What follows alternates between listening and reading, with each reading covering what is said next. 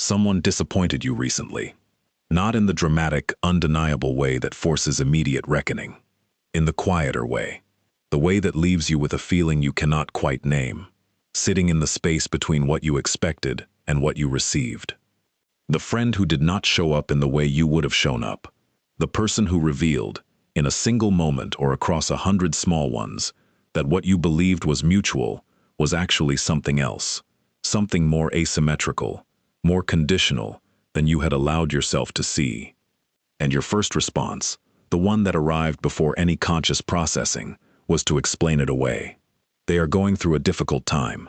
They did not mean it like that. That is just how they are, and I knew that going in. You moved quickly to produce a version of events that preserved the image you had of them. And this movement, this reflexive protection of the person who just disappointed you, is what Carl Jung found most significant. Not the disappointment itself, the speed with which you tried to make it disappear. Jung spent decades studying what he called the idealized person. Not the idealization of romantic love exactly, though that was part of it, the broader, more pervasive human tendency to construct and then defend a version of the people around you that corresponds to what you need them to be, rather than to what they actually are. And he found, consistently and across very different people in very different circumstances, that this construction, however understandable its origins, however genuinely it arose from care and hope, was one of the primary sources of human suffering. Not because the people being idealized were terrible, but because the defense of the idealization, maintained in the face of evidence that contradicted it, required a specific and costly kind of psychological labor, the labor of explaining away, of processing what you actually experienced through a filter designed to produce the conclusion that your image of the person should be preserved. This video is about what happens when you stop doing that, when you let the disappointment arrive, and stay, and show you what it is actually showing you. To understand why the idealization forms in the first place, you have to understand something about how the mind organizes its experience of other people. The mind does not simply perceive others, it constructs them, from the available evidence, the things they say, the things they do, the qualities they demonstrate, across the interactions you have had with them. The mind builds a model, a compressed, organized, internally consistent representation of who this person is. And this model is not neutral. It is shaped by what you need the person to be, by the specific emotional function they are serving in your life, by the unmet needs, the unresolved experiences, the particular hopes that their presence has activated. Jung called this projection. The process by which the interior content of the psyche, the needs, the desires, the unfinished emotional experiences, gets placed onto the external person, and experienced as though it belonged to them rather than to you. This is not vanity or self-deception in any simple sense. It is the ordinary, automatic operation of a mind that is always partially reading the world through the lens of its own interior, always supplementing what is actually present with what it needs to find, always adjusting the image of the other person to fit the emotional function they are serving. And the result is a version of the person that is always, to some degree, more than who they actually are, more consistent, more loyal, more capable of the specific kind of presence you need, more like the person you were hoping to find than like the person who is actually there. The disappointment arrives when reality exceeds the model's capacity to contain it, when the person does something, or repeatedly does something, that the model cannot explain away, that cannot be absorbed into the existing image without changing the image. And this is where the psychological labor begins, because the mind does not want to change the image. The image has been serving a function, has been providing the emotional experience of being in relationship with someone who can offer what was hoped for. And revising the image means revising the hope, means acknowledging that what was needed was not, in fact, available in this person, means confronting the difference between who the person is and who you were relating to when you believed you were relating to them. That confrontation is painful, and not primarily because the person let you down, because you let yourself down, because you invested in a version of reality that was partly your own construction, and recognizing this is the thing the ego finds most threatening about disappointment. Not the external loss, the internal recognition. Jung was precise about this. He observed that the most painful aspect of significant disappointment was rarely the behavior of the other person. It was the simultaneous revelation of the extent to which the relationship had been organized around a projection, around a version of the person that the disappointed party had constructed and maintained, sometimes for years, sometimes at considerable psychological cost. And once that recognition arrives, once the projection becomes visible as a projection, the question that surfaces is the one the ego has been working hardest to avoid. Why did I need the illusion to be true so badly that I kept rebuilding it every time reality cracked it? That question changes the nature of disappointment entirely, because it shifts the focus from what happened to why you were so invested in it not happening. From what the other person did to what they're doing, it reveals about the specific quality of need that organized your relationship with them, not their relationship with you, your relationship with them, the specific emotional function they were serving, the particular need their presence was meeting, the quality of hope that their image was sustaining. This is not a comfortable inquiry. It requires looking at yourself in a way that the disappointment's initial framing, as something done to you, by someone else, in a way that makes you the injured party, does not encourage. But it is the inquiry that produces genuine change. Because disappointment that is processed only as information about the other person does not change the underlying pattern. You simply find a new person to serve the same function, to carry the same projection, to sustain the same hope, until they disappoint you in the same essential way, and you are again standing in the same place. Wondering how this keeps happening, wondering why the same kind of person keeps finding you, when what is actually happening is that you keep finding them, because the unconscious pattern that generates the projection keeps generating it, across different people, different relationships, different contexts, with the same essential structure, the same emotional logic, the same eventual disappointment, until the projection itself is examined, rather than simply transferred. Letting people disappoint you, in the genuine sense that this video's title suggests, is not the passive experience of simply being hurt. It is something more active and more demanding. It is the willingness to allow the disappointment to arrive without immediately deploying the mechanism that converts it into something more manageable, without the reflexive explanation, without the rapid production of the alternative narrative that preserves the image, without the emotional editing that protects the projection at the cost of genuine perception. This willingness requires something that the ego finds deeply uncomfortable: the temporary suspension of the certainty that you already know who the person is, the openness to the possibility that what you have been relating to is partly your construction, and that the construction, maintained against the evidence, has been costing you something. Not just in this relationship, in the quality of your perception generally, in the accuracy of your reading of the people around you, in your capacity to see what is actually present rather than what you have arranged to find. Jung believed that this capacity, the capacity to perceive others without the distortion of projection, was one of the rarest and most valuable things a person could develop, not because it produced a colder or more cynical relationship with people, but because it produced a more accurate one.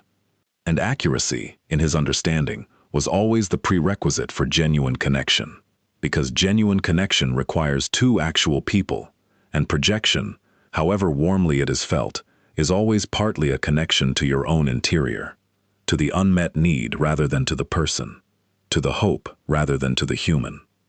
There is a specific pattern that becomes visible once you allow disappointments to register clearly rather than editing them out, the pattern of who is present when. The people who appear during certain phases of your life and become less available during others, the warmth that arrives when you are useful and recedes when you are not, the loyalty that holds when it is convenient and bends when it becomes genuinely costly. This pattern is not dramatic. It does not usually announce itself through a single betrayal. It accumulates in the quality of attention that someone brings to your difficulty compared to their own, in the speed with which they find their way back to their own needs in a conversation that began as attention to yours, in the way their interest in your life tracks with how much your life intersects with their own. These are not the behaviors of evil people. They are the behaviors of ordinary people. People who are, like you, navigating their lives according to their own priorities and their own psychological patterns. People who are, like you, largely unconscious of the degree to which their behavior is organized around their own needs rather than around the relationships they describe themselves as valuing. The difference between these people and the idealized version you constructed is not moral. It is simply the difference between an ordinary human being and the version of an ordinary human being that your projection required them to be. What you finally see, when you allow this process of clear perception to develop, is not ugliness, not the revelation that people are fundamentally selfish or that genuine connection is impossible. Jung was careful about this. The development of accurate perception does not produce cynicism. It produces the specific clarity of someone who has stopped demanding that reality be different from what it is. What you see is the actual person, with their actual capacities and their actual limitations, their genuine warmth, which is real, alongside their genuine self-interest, which is also real, their actual loyalty, which exists within specific conditions, alongside the conditions themselves, their genuine care, which is present in the ways they are capable of expressing it, alongside the ways they are not capable. This seeing is more sustaining than the idealization, not more comfortable, more sustaining, because it is stable in a way the idealization never was.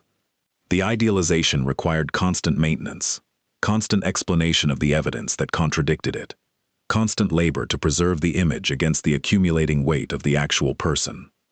Accurate perception requires none of this. It simply is. And from it, a different kind of relationship becomes possible. Not the relationship you imagined when you were investing in the projection, a relationship with the actual person, which is capable of a genuine reciprocity that the projection was always preventing, because the projection required the other person to be someone they were not, and no genuine relationship can be built on that requirement. There is a specific quality of loneliness that accurate perception produces in its early stages, and it is worth naming directly rather than softening, because the cultural narrative around this kind of development tends to skip past the loneliness and move quickly to the empowerment, to the freedom that comes from seeing clearly, to the strength of no longer being controlled by illusions.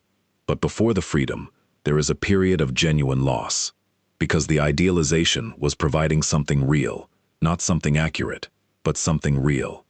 A sense of being embedded in a network of people who were who you needed them to be, who could provide what you hoped they could provide, who confirmed, through the image you had constructed of them, something about the quality of the world you were living in. When the projections withdraw, when the idealized versions of the people around you are replaced by the actual people, the network changes. Not because the people change, because your perception of what the network actually was changes. And what it actually was, in many cases, is both more and less than the projection suggested. More in the sense of containing genuine warmth and genuine care that the idealization was actually obscuring. Less in the sense of not being capable of the specific quality of provision that the projection was organized around seeking. This recalibration produces a specific experience. The sense that you are more alone than you thought you were, not because people have left, because you have stopped experiencing people through a lens that made them seem more present than they actually were. Jung understood this as the loneliness of the withdrawal of projection, and he did not minimize it. He believed it was a genuine and necessary experience, the loneliness of someone who has stopped inhabiting an illusion and has not yet built the genuine connection that accurate perception makes possible. The shadow plays a specific role in the idealization dynamic that most people never connect to the projection. Because the shadow is usually discussed in the context of what we find unacceptable in ourselves and project outward, but it operates in the opposite direction as well. We also project our own unacknowledged positive qualities onto others. We see in the idealized person qualities that we have not yet claimed in ourselves. The strength we believe we lack, the freedom we have not yet allowed ourselves, the certainty we have suppressed because certainty felt arrogant, the specific quality of presence we admire because we have not yet developed it, and we relate to these qualities as though they belong to the other person, drawing sustenance from them, being inspired by them, building the relationship partly on the experience of encountering, in this person, something we experience as missing in ourselves. Jung called this the golden shadow, the projected positive, the disowned goodness placed onto the other person for safekeeping. And the disappointment that eventually arrives is not only about the other person falling short of the image. It is also, often, about a quality in the image finally revealing itself as a projection, as something that was never fully located in the other person, but in the self, waiting there, to be recognized and claimed. Oh, rather than admired from a distance in someone else, the relationship between idealization and self-knowledge runs in both directions. When you stop protecting people from disappointing you, when you allow the actual person to be present rather than the idealized version, you gain information about the person. But you gain something equally important about yourself, about what you were hoping the relationship would provide, about what specific unmet need the projection was organized around addressing, about the particular quality of warmth or strength or understanding you were seeking through this specific relationship.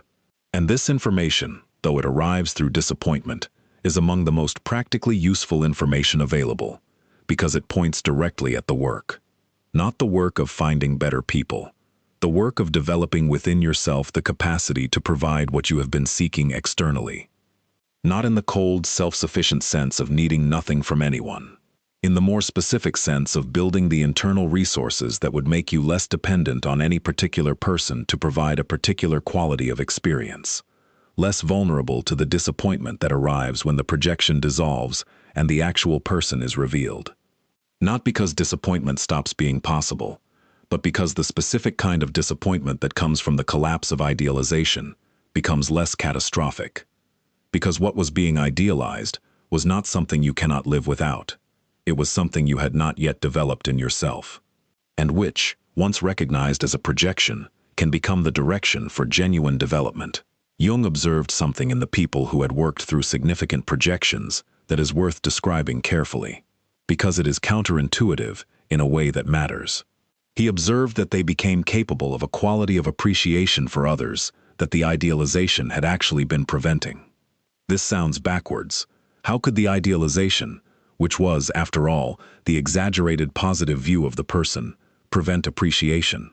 But the mechanism makes sense once you see it. The idealization required the other person to be something specific, to provide something specific, to conform to a version of themselves that was partly a projection. And in requiring this, it prevented genuine encounter with who the person actually was. The actual person, with their actual qualities, their actual warmth, their actual peculiarities and limitations, and the specific texture of their genuine presence, was partially invisible behind the projection, because the projection was requiring them to be something other than what they were. When the projection is withdrawn, the actual person becomes visible, and the actual person, seen clearly and without the distortion of what was needed from them, is often genuinely interesting, genuinely worth knowing, capable of a real, if differently shaped connection. Not the connection that was imagined, not the one that was hoped for, but a genuine one, built on the actual person rather than on the version required by the unmet need. And this genuine connection, however less dramatic than the idealization, however quieter, however more modest in its scope, is more sustaining. Because it does not require the maintenance of an illusion, does not generate the exhausting labor of explaining away the evidence that contradicts the image, does not collapse when reality reasserts itself, because it was built on reality from the beginning. There is a practical dimension to what this video is describing that deserves direct attention, because the concept of letting people disappoint you can be misread as a passive endorsement of being mistreated, as though the appropriate response to any disappointment is simply to absorb it and look inward. Jung was not describing passivity, he was describing the sequence of perception, allowing the disappointment to be perceived accurately before deciding what to do about it, rather than managing the perception in service of preserving the relationship. The distinction matters, because the person who immediately explains away disappointing behavior, who processes what happened through the filter of the image they have of the person, cannot make an accurate assessment of whether the behavior warrants a response. The person who allows the disappointment to register clearly, who receives what actually happened without immediately editing it, has genuine information, and from genuine information, genuine decisions can be made. Some disappointments, seen clearly, are simply the ordinary imperfection of people who are genuinely trying, who are genuinely present in the ways they are capable of being present, and who have limitations that are real but not disqualifying. These disappointments, received accurately and understood as the ordinary cost of genuine relationship with actual people, can be held with the equanimity they deserve. Without pretending they did not happen, without the elaborate explanation that converts them into something they were not, but without the catastrophizing that makes ordinary imperfection into evidence of fundamental untrustworthiness. Other disappointments, seen clearly, reveal something more significant. A pattern that the idealization was obscuring, a consistent structure that the projection was making invisible, a quality of the relationship that only becomes apparent when the image of the person stops filtering the evidence. And these disappointments, received accurately, sometimes warrant a genuine response. Not from hurt, from the calm assessment of what the accurate perception has revealed. The difference between these two kinds of disappointment is only visible when the disappointment is allowed to register clearly, when the explanation is not deployed before the perception has fully formed. When you let what happened be what it actually was, before deciding what it means. The development of the capacity to perceive accurately, without the distortion of projection, changes the quality of social life in ways that take time to become fully apparent. The most significant change is not in any single relationship. It is in the quality of attention you bring to the people around you.